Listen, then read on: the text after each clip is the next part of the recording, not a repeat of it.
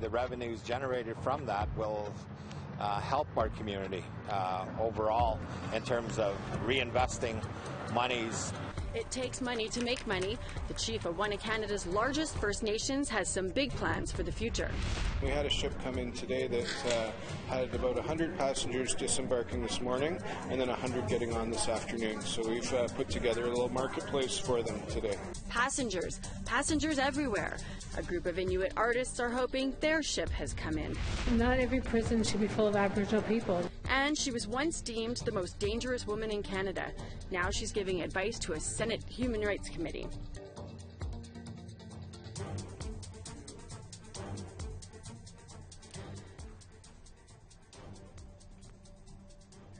Good evening. Welcome to APTN National News. I'm Melissa Ridgen. The wildfires in northern British Columbia continue to displace hundreds of people from their homes. According to officials, Telegraph Creek has lost nearly 40% of its buildings in the community. The Tahltan Nation of Telegraph Creek say they've lost 27 structures in their community.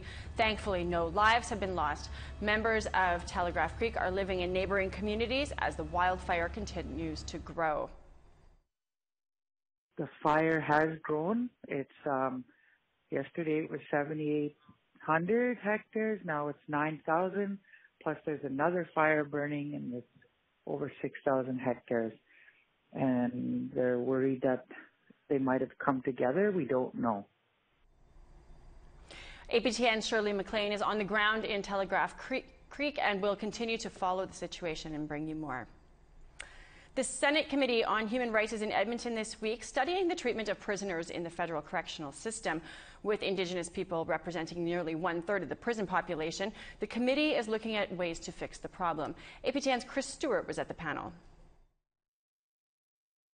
Since early in 2017, the Senate Committee on Human Rights has been listening to former inmates, correctional officers, experts, and family members of prisoners. They have heard stories of long periods of isolation, delays of medical care, and, for Indigenous peoples, no access to their spirituality or culture. According to statistics, almost all of Indigenous inmates served their full sentence.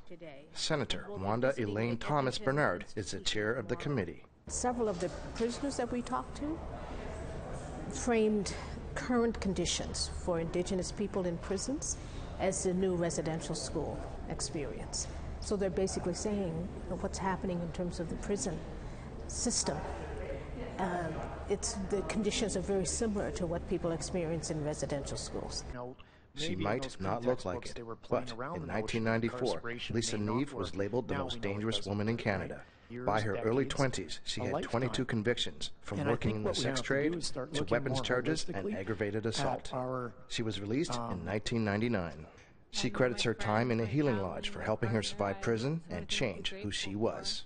Neve says Indigenous people need to have access to their culture while in prison.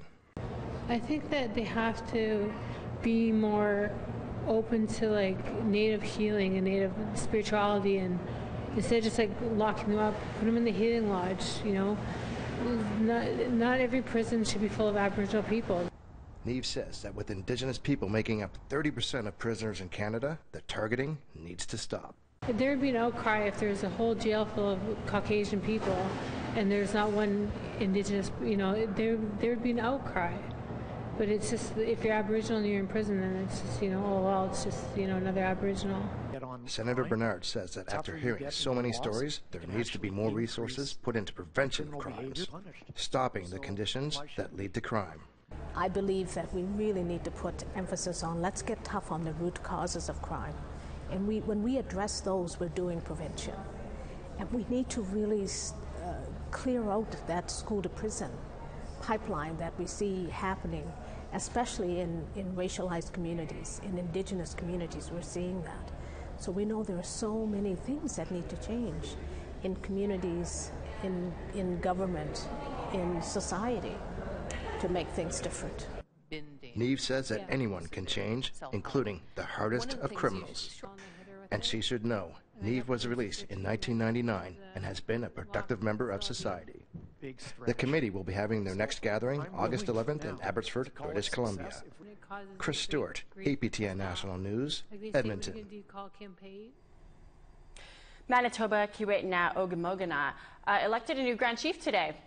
The Northern Chiefs organization elected Garrison Satie, seen here on the left. He won the first ballot with 53 votes out of a possible 89 against former York Factory Chief Ted Bland, seen here on the right. Satie is from the Pimicikamak Cree Nation, where he was a chief for a 4-year term. He replaces Sheila North, who stepped down to run for National Chief of the Assembly of First Nations last month. The summer holidays usually mean sleeping in and taking it easy, but 21 young people in Thunder Bay are doing just the opposite. They're at a military youth camp. APTN's Willow Fiddler explains. The mornings here on this military camp base start at 6 a.m. You want to stay in your sleeping bag because it's usually cold. Tiara Mikas isn't used to waking up this early on her summer holidays, but she's new to Thunder Bay and was willing to make the sacrifice of a warm bed. I wanted to meet some new people, I guess, and so I can try new things. A rationed breakfast before classroom activities helps to warm up these 21 youth for the day. The Eagle's Nest camp, run by the Canadian Armed Forces, is meant to give youth a taste of military skills training, something Ken Ogama is familiar with. He started as a cadet, then joined the Armed Forces more than 20 years ago. He's now the Chief Executive Officer for Fort William First Nation and helped bring the camp to his community. The deportment, the discipline, community awareness, community involvement is a huge proponent behind being a soldier. For 1 week, youth are being trained in military skills like how to read a compass and how to camouflage and conceal themselves in the outdoors. They're also participating in cultural activities like learning about traditional medicines from an elder. Captain Brent Bastian says it's a valuable experience for both youth and staff. A lot of where we operate, where our home garrisons are, there are local Indigenous communities nearby. So I think it's very prudent for us to connect with all those communities, no matter where they're from and what their background is, because we, as the Canadian Armed Forces, are representative of the entire country. Corporal William Semple has been with the Armed Forces for 3 years. Well, I thought it was important for these Indigenous youth to see Indigenous members within the Canadian Armed Forces, and I thought it was a good opportunity to pass on what knowledge I know, be it the military or what traditions I know. Ogama is hoping to make the camp a regular event. Our children need consistency. They need to know that something is going to be there for them. Bastian said the camp can help change lives in a good way. I hope that this, for them, is that pivotal moment in their lives thus far. No matter what path that they were going on, even if it was, a path that's not as desirable, hopefully we're able to spark that change to reorient them on a better path. Willow Fiddler, APTN National News, Fort William First Nation. We want to hear what you think, and here's how to continue the conversation. Send your emails to news@aptn.ca. Find us online at aptnnews.ca and on youtube.com/aptnnews. Also, you can follow APTN News on Facebook, Twitter, and Instagram for more Indigenous news. Winnipeg will soon be home to a new urban reserve, the second of its kind in the city. On Wednesday, Peguis First Nation broke ground on the first stage of the development. The $30 million project will see residential and retail space opening in the city's west end. Peguis has been working on the urban reserve for the past 5 years. City Council recently voted in favor of converting the land. Construction is expected to be completed by the end of this year. The revenues generated from that will help our community overall in terms of reinvesting monies not only here within the city of Winnipeg, but also back home as far as our infrastructure, our programs and services being offered to our people.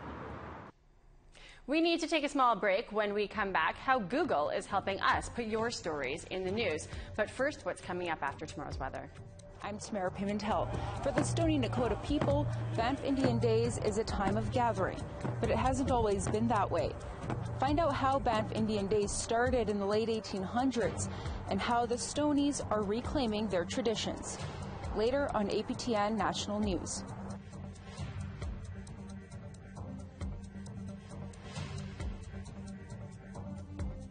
St. John's is in at 21, 22 in Halifax, 23 in Charlottetown, 9 in Inukjuak, 18 in Nain, 25 in Happy Valley Goose Bay, Saint-Jovite 26, Montreal 28, Quebec City 26. Lots of cloud down south in Ontario, 29 in Windsor, 29 in Toronto, 27 in Ottawa. Beautiful up in northern Ontario, 25 in Big Trout Lake, 26 in Thunder Bay. 28 in Pucktawagan, 30 in Thompson and God's Lake, also in Norway House. We've got 33 in Brandon, 30 in Barons River, and 30 in Harbour. 35 in North Battleford, 34 in Saskatoon, 37 in Swift Current. 26 in Uranium City and Stony Rapids, 31 in Buffalo Narrows and Larange, 32 in Meadow Lake.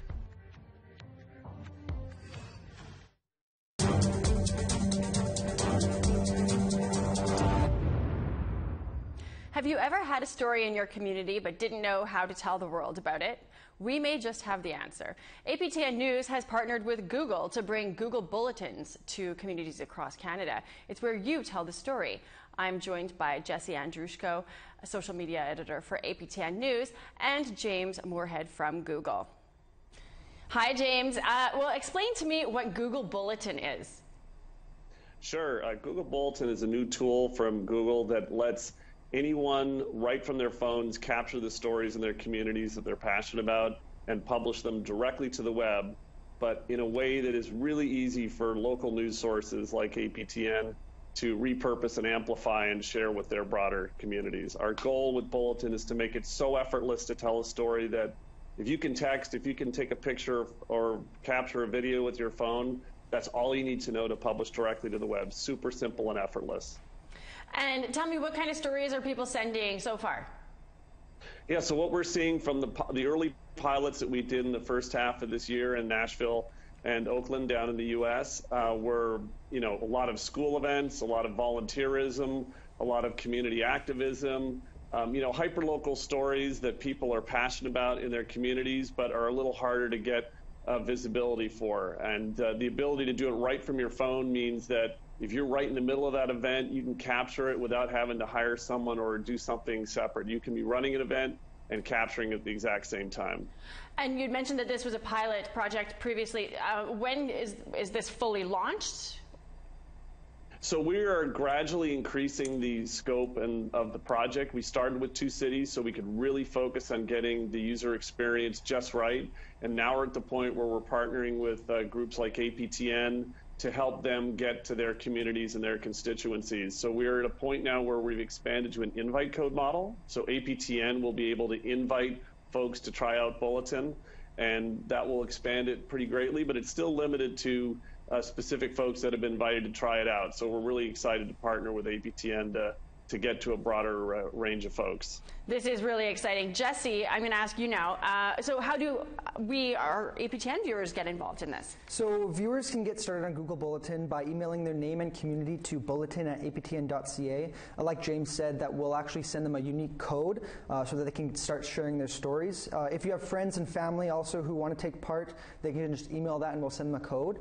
And then also once you actually have access to Bulletin, it's just a matter of going out to your community and sharing photos, videos, and text, and then and the events happening around you. You can also visit aptnnews.ca/bulletin for more on that. Okay, so then APTN will go and we can go through all of these stories that have been posted, the ones that we like, that we deem to be, hey, everybody should see this. Where will these people see these stories? Exactly, yeah. So APTN has access to all the stories being posted on Bulletin. From there, the stories could be posted to aptnnews.ca. They'll help our reporters actually make advanced stories. And also, your stories could appear on APTN National News. Along with that, if you do post a story on Bulletin, it can actually be shared to Facebook and Twitter too. Okay. But in the end, what we're doing is we're looking to give a voice to the voiceless, and this is the best way to do it. That's what we love to do, give voices to the voiceless. This is excellent. Thank you, gentlemen, so much for joining me. I'm excited about this. It's very exciting. Thank you. Take care. Bye. So here again is how to get your unique code. Send your name and community to bulletin@aptn.ca. Go to our website, aptnnews.ca/bulletin. Nunavut sees around 14,000 visitors a year, and artists in Iqaluit are taking advantage of those looking for Inuit art with a pop-up market targeting eager cruise ship passengers. Our Kent Driscoll explains. This carving, a full-on scene from the land with an authentic igloo tag. This is the sort of piece that costs hundreds. Beautiful? Sure. Expensive? Oh yes. But this craft sale is different. It isn't targeting art collectors, it's targeting cruise ship visitors, and most of the items are for sale for under $50. We had a large number of cruise ship passengers over the past 2 days. One ship came in yesterday, and there's a little under 100 passengers. And we had a ship come in today that had about 100 passengers disembarking this morning, and then 100 getting on this afternoon. So we've put together a little marketplace for them today. So these artists are here to show off this work and to make a few sales. It's entry-level art, but in Nunavut, with the highest percentage of artists in the country, entry level is pretty high level. Little seals, the ravens, some upicks, and sealskin mittens. They're all made from sealskin, and I just learned to sew the seals a couple of years ago.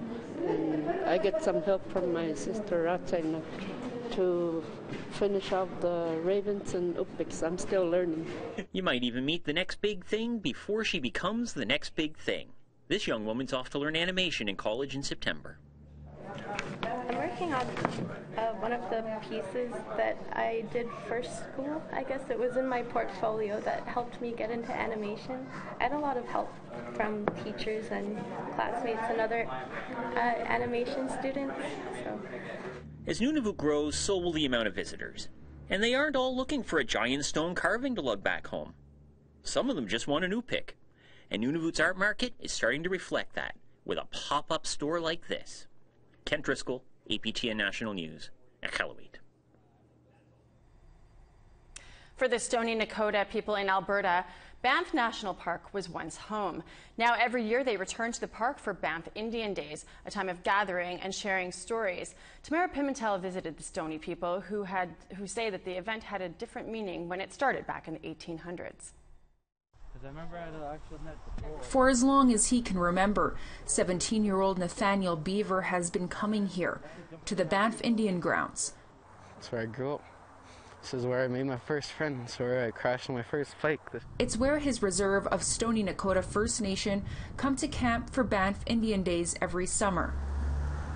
Tucked away from the bustling tourist town of Banff, this is where the Stoney Nakoda people come to gather. For youth like Beaver, it's where elders share their stories and pass down their traditions. When it comes to the language, you could go over there and you could sit with them for hours talking and talking. Or you could meet new people you didn't even know that was your family. That's what Banff Indian Days are all about, but it hasn't always been that way. This area, now known as Banff National Park, is where the ancestors of Treaty 7 nations lived and hunted for thousands of years. When the park was created in 1887, authorities saw the Indigenous people as destructive to the land and were pushed out of the area. When they were invited back into the park 2 years later, it wasn't to live and to hunt here. It was for Banff Indian Days. During severe weather, some tourists got stranded. And so what happened was the organizers had asked the Stonies to entertain these stranded tourists. So they decided to form Banff Indian Days. Alice Kakwit says the Stonies were asked to offer a glimpse of how real Indians lived hundreds of years ago. Henry Holloway says it drew in thousands. They had a Banff Indian Day parade. People who get on their horses and get on all their regalia on and everything. And that time you'll probably see 40 teepees through here, and another 30 on that side, and all the people in tents are on that side. So you'll find about 800 to 900 Stoney people here all at one time. Banff Indian Days became an annual tourist attraction and continued until 1978. In 2004, the Stoney people brought it back, not for the tourists, but for themselves.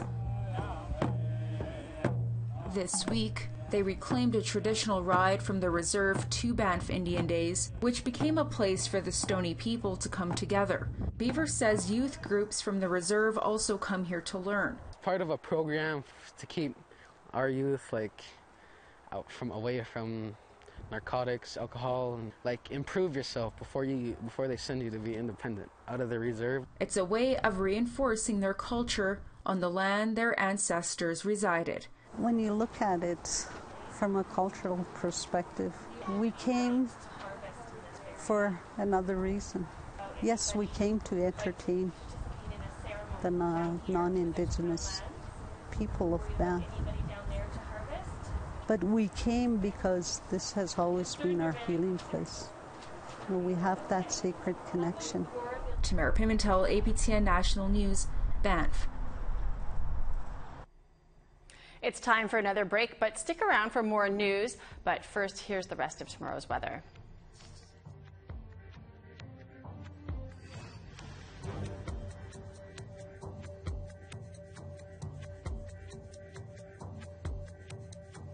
To Alberta, 29 in High Level, 30 in Peace River and Grand Prairie, 35 in Edmonton, 34 in Red Deer, 40 in Kamloops, 39 in Penticton, 29 in Victoria, 17 in Dease Lake, 31 in Fort Nelson, 26 in Fort St. John, 12 in Beaver Creek, 14 in Dawson City, 13 in Whitehorse, 19 in Yellowknife, 26 in Trout Lake, 10 up in Norman Wells, 4 in Tuktoyaktuk, 11 in Fort McPherson, and 8 in Colville Lake, 9 in Cambridge Bay, 15s for Bakers Lake and Chesterfield and Whale Cove, 8 in Iqaluit, 3 in Resolute, 5 in Arctic Bay.